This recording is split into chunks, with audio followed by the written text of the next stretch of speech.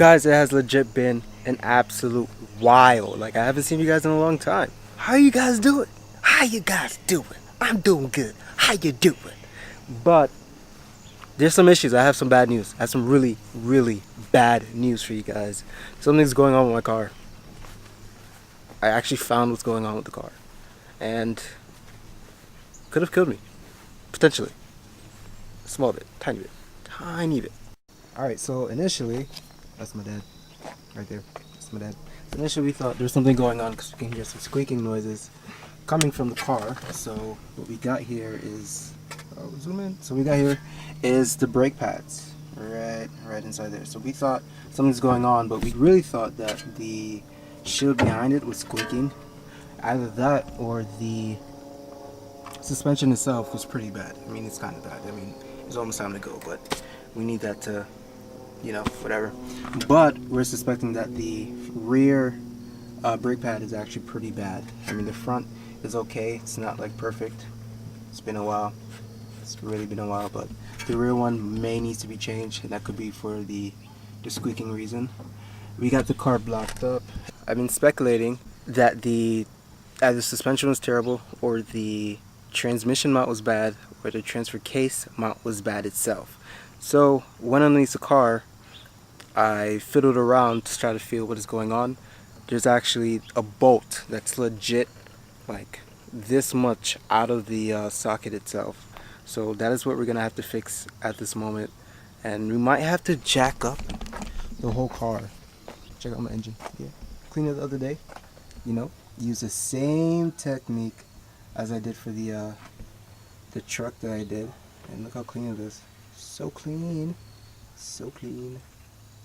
What we decided to do was just, instead of jacking up the back, we're gonna jack up the front, and then when we jack up the front, we'll be able to get that side up right there, and then we'll be able to have the car lean up like this, and then we'll have a better view at the transfer case mount.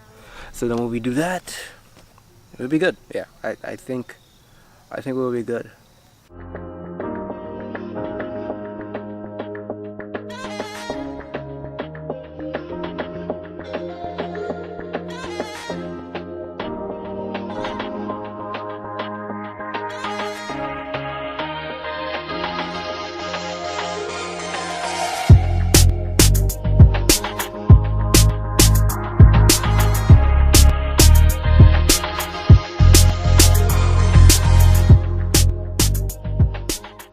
Alright guys, so this is a bolt here for the transfer case, and as you can see, it's completely all the way out.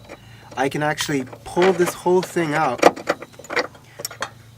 The only reason why I can't take it out is because of the exhaust that is sitting right on top of it, and this was the reason why as I'm driving you can hear the clackling noise on all turns, and if I continued without checking it, this whole thing probably could have dropped.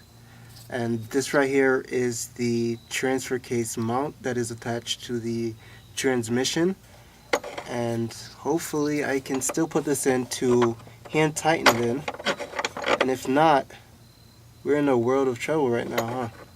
Alright guys, so the situation has increased by 10%. So what happened is, since the bolt is completely out, we're actually looking to see where the nut is. The nut is gone. There's no nut. There's no nut. Also, the transfer case itself actually dropped, so now the bolt is not aligned. So now what we're going to do is jack up that transfer case so it can be aligned.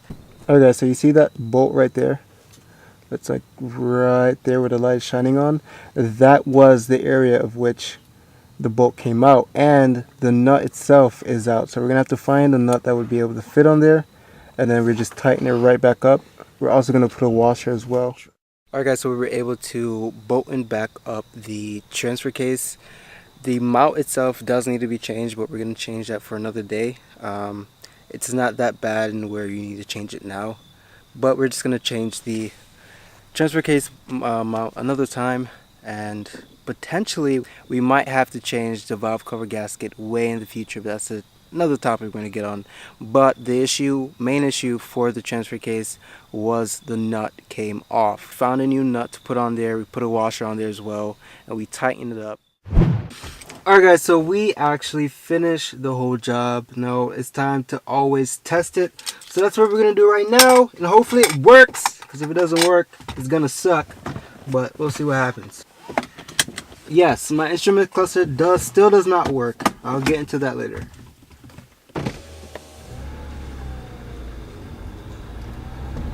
Alright, so far, everything's good. Slow run, slow run. Again, my RPMs don't work. Okay, change of gears is fine.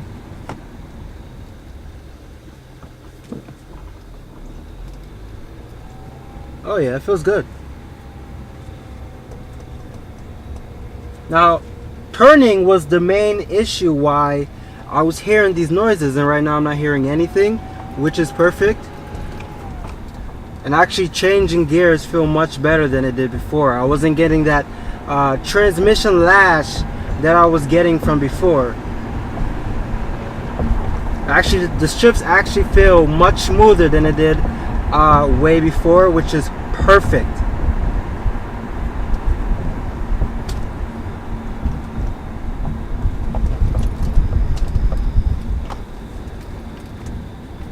Oh yeah, this feels good. Oh! Oh! Yeah, it's so much better now. So,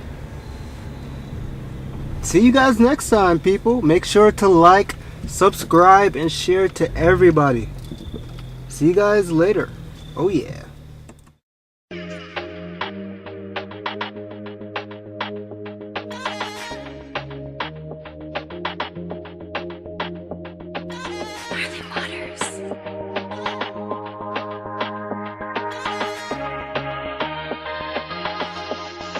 Sorry.